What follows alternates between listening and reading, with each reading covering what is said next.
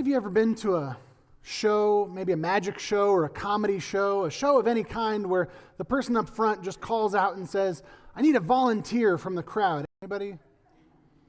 So, the nice thing about that is when they ask that question, usually at least we assume that what they're asking for is a volunteer for a very short comedy bit or a very short magic bit that, you're going to be asked to come up front for a very small period of time, and you know exactly what's being asked of you, right?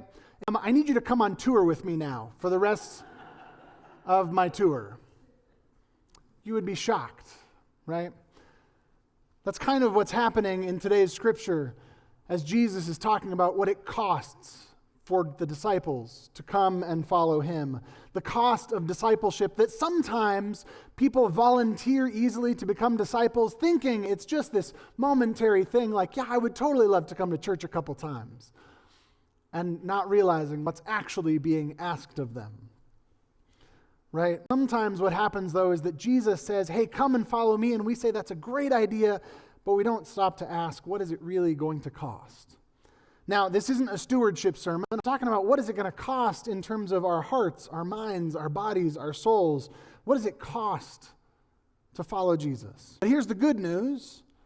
If all of that is scary because we are afraid of commitment or change or what it might cost, Jeremiah reminds us that we are not a fixed thing. We can be changed and molded and shaped and grown, and there's room and capacity for more. The potter reshapes it and molds it and perfects it and begins again, collapsing what was and reshaping what could be. This means that even for us, when we hesitate to be all in, when we fail to count the cost, when we try but get it wrong, that God is still working and reworking in our lives, making something new. Discipleship has a cost, but there's also a cost to not following Jesus. So not just can we afford to follow Jesus, but can we afford not to? But that's okay, because the potter is not done with you yet. God does not discard the broken vessels. God reworks them and begins again. The invitation to us is simple but not easy. Are we willing to follow Jesus no matter the cost?